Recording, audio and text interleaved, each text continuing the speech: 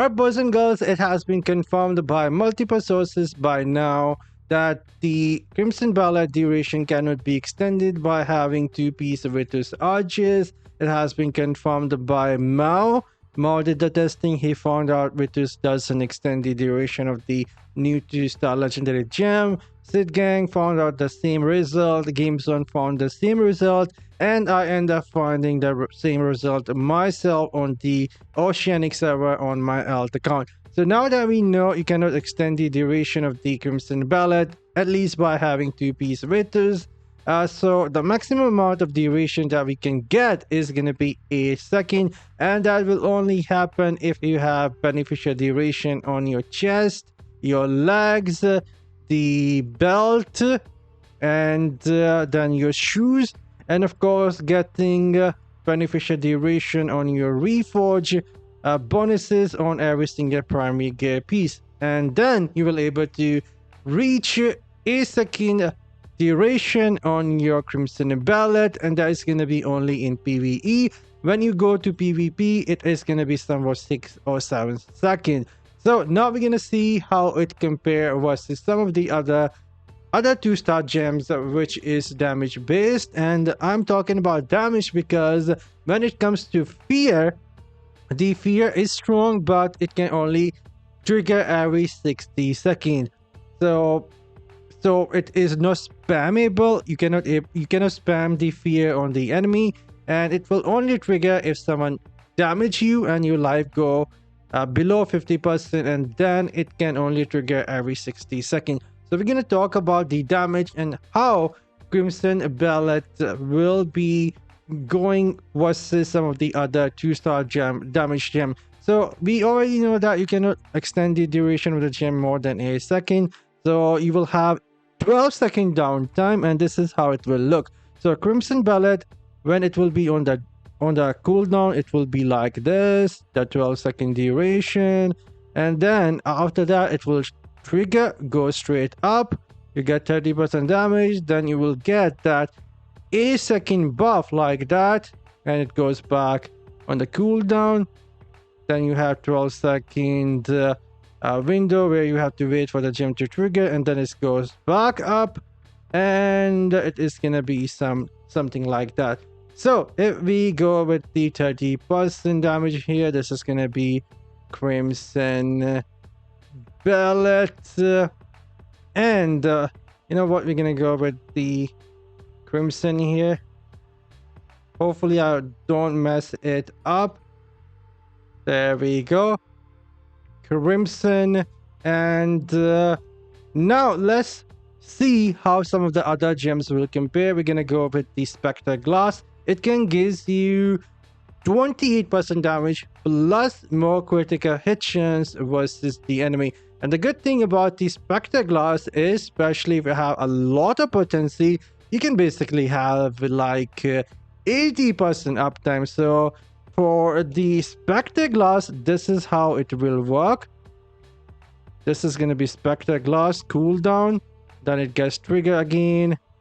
You get 28% damage, 4-second duration at least, then it goes back down, 2-second cooldown, it goes back up, and it will be like that. Let me quickly draw it so everyone can see what is the behavior of the Crimson is gonna be with high potency, at least if you have like high potency build. And this is how the gem is gonna be, which in my opinion is pretty good. So 28% damage, and there we go, 28% damage.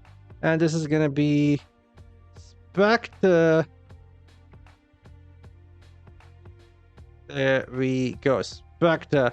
And this is the behavior of the Spectre Glass, which in my opinion is already gonna beat the Crimson. And next it is gonna be Fervent Fang. Fervent Fang is gonna take you time to get that stack, but once it gives you the maximum stack versus bosses and elites, it is gonna give you flat 30% damage. Now some will say that it is a PvE gem, not a PvP gem. I don't fully agree with that, because with some build, like if you have Viper Bite Everlasting and Seeping Bile, it is gonna ramp up really fast versus even players in PvP. And this will give you about 26% more damage versus players, but in PvE it is gonna be 30%. So we're gonna go with the 30% here. Really powerful gem. For sure, it is gonna take you quite a lot of time to build it up, because you can only get it from the battle pass. But the good thing about this gem is that it is not time limited. It's not like that you only have 1 month to get the gem to rank.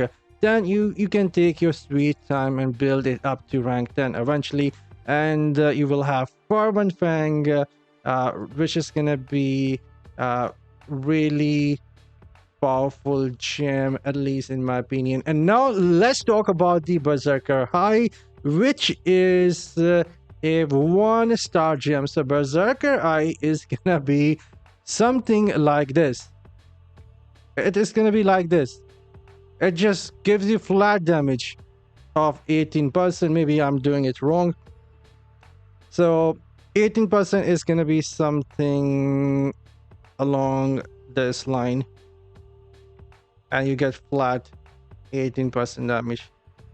And it might be as good at Crimson at rank 10. Yep. So yeah, this is what we have here. Let me see if I can